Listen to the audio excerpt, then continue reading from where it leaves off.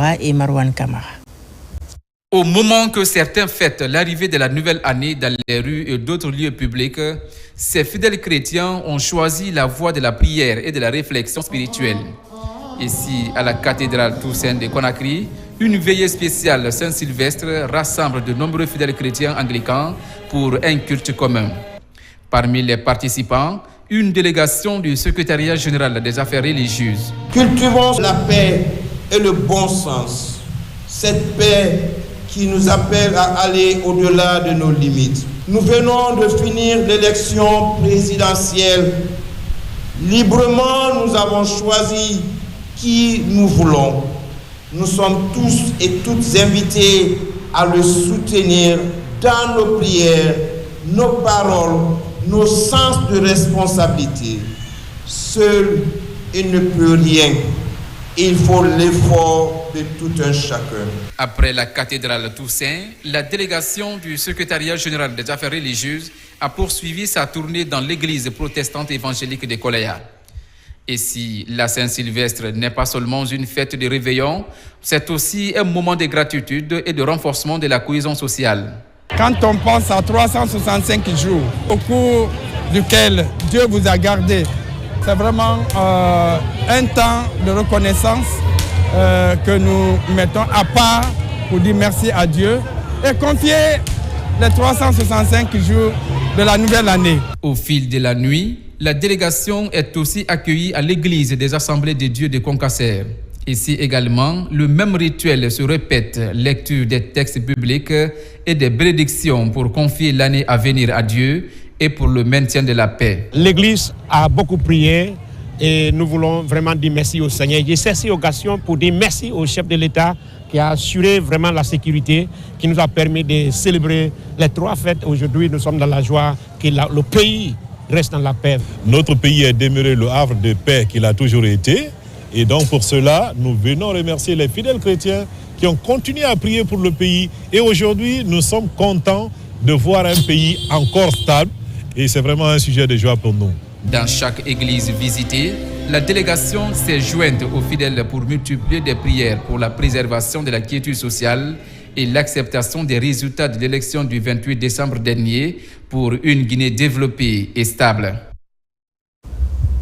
Pour plus d'adaptation face au changement climatique, la Banque africaine de développement finance à hauteur de plus de 16 millions d'euros le second projet du programme de renforcement à la résilience à l'insécurité alimentaire pour 2026. Les membres du comité de pilotage de cet instrument de promotion rurale ont dévoilé leur plan d'action afin d'améliorer le rendement des producteurs. Fodé Camara, reportage. Pour cette 3e session de son comité de pilotage, le projet 2 du programme de renforcement de la résilience à l'insécurité alimentaire et nutritionnelle a examiné les activités réalisées au cours de l'année 2025. Les membres de ce comité de pilotage ont aussi validé le nouveau plan de travail et budget annuel 2026. L'objectif visé par ce COPIL, c'est analyser le PTB à 2026 et donner des recommandations pour l'exécution des activités prévues dans ce PTB. La participation du département de tutelle, c'est de voir les activités réalisables et voir les activités qui n'ont pas été réalisées en 2025, les rapporter dans le PTB à 2026 pour pouvoir atteindre les objectifs du projet. Nous avons assez d'activités dans le cadre des sous-projets, par exemple, dans le cadre des IMO qui sont prévus et qui seront organisés, qui permettront à la population, à la base, d'améliorer naturellement de façon drastique leurs revenus. Nous avons aussi des activités dans le cadre de la préservation de l'environnement, à travers la promotion des biodigesteurs et autres. Financé par la Banque africaine de développement à hauteur de 16 millions de dollars. Ce projet sous-régional de 4 composantes couvre 2 régions de la Guinée à fort potentiel risicole, la Haute et la Guinée forestière, notamment les préfectures de Dabola, Farana, Kisudougou, Djekedou et Massanta. Et toutes ces composantes, c'est-à-dire les 3 premières, se reposent ici sur le développement rural. Vous voyez, l'agriculture, l'élevage, la foresterie, la pisciculture. Et la troisième composante qui est la coordination et la gestion du projet, qui est la quatrième composante. Donc globalement, ces composantes, les activités liées à ces composantes vraiment vont permettre ici à impacter positivement les bénéficiaires afin vraiment d'être préparés face à la résilience au changement climatique.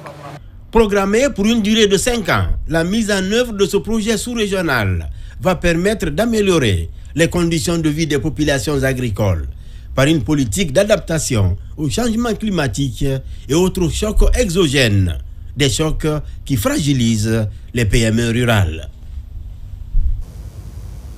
À Conakry, la commune de Tomboulia a tenu sa session ordinaire consacrée à l'adoption du budget primitif 2026.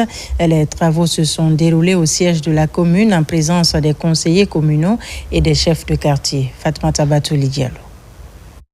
À l'occasion de l'élection présidentielle du 28 décembre 2025, le peuple guinéen a fait preuve de maturité, de retenue et de sagesse en exprimant sa voix souveraine sans incident majeur ni division.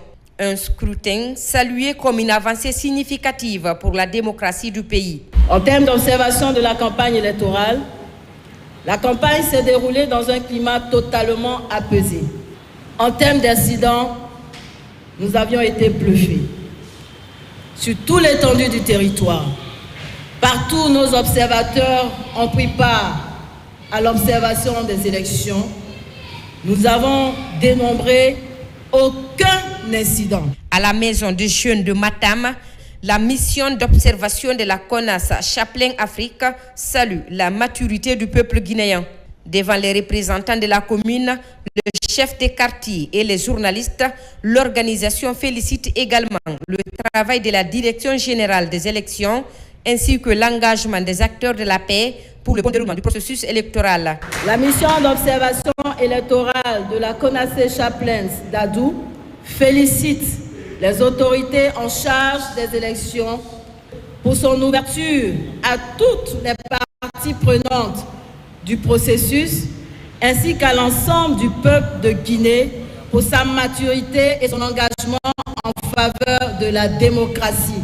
Créée aux États-Unis, la CONAS Chaplin Afrique est fondée par le docteur Carlos Aroba Gaibor.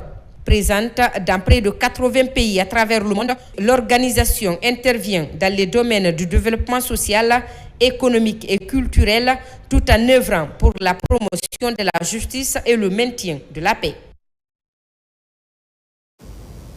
Désormais, les femmes sont à l'avant-garde d'un combat porté sur l'ancrage de la démocratie en Guinée par des causeries éducatives. Une campagne de sensibilisation vient d'être lancée à Conakry et va s'étendre à l'arrière-pays.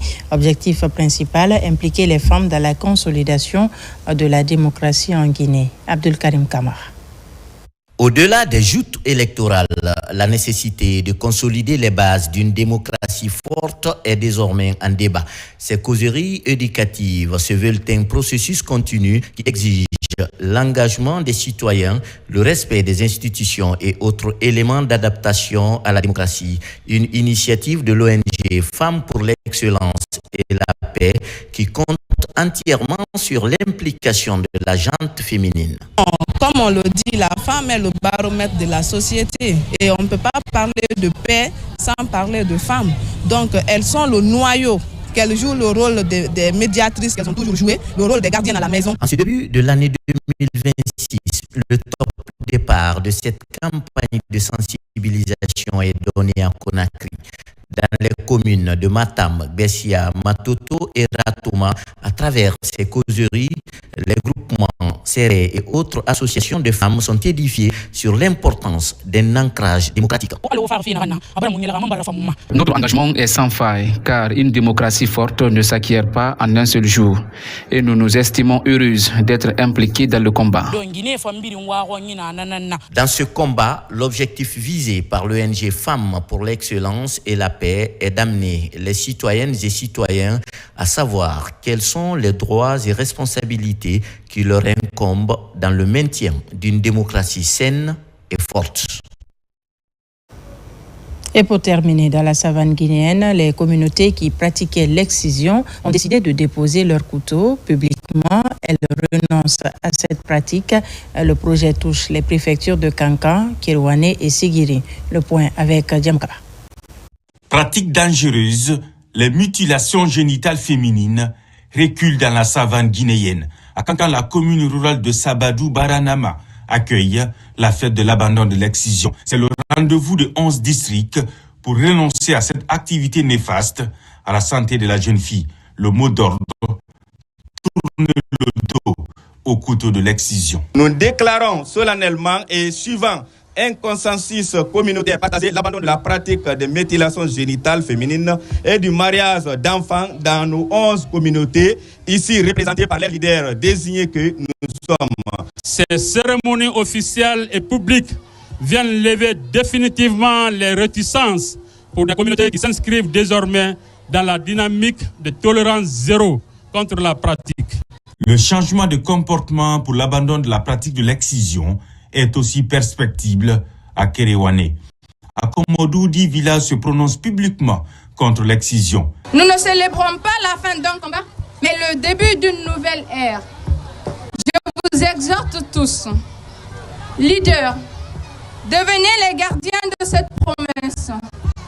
Veillez à ce que cette déclaration soit traduite en actions concrètes. Nous prenons acte de la présente déclaration qui interdit les pratiques des MGF et mariage d'enfants dans vos localités respectives. J'invite les autorités administratives à y veiller jalousement et en respectant ainsi la volonté populaire. À Sigiri, le projet touche la commune rurale de Banko. Le district de Nafadji regroupe les acteurs à tous les niveaux. Ici aussi, 17 villages sont conscients du problème posé par les mutilations génitales féminines. À Kankan, Kerewani et Sigiri, le projet de promotion des initiatives en faveur de l'abandon de la pratique de l'excision est porté par l'Association des Amis de la Solidarité Sociale et du Développement en collaboration avec l'UNFPA. Voilà qui met fin à ce journal. Merci de nous avoir reçus chez vous. L'actualité se poursuit sur notre site le www.rtgguinée.info. À tout à l'heure pour la grande édition de soir à la Guinée, notre paradis de richesse et d'innovation.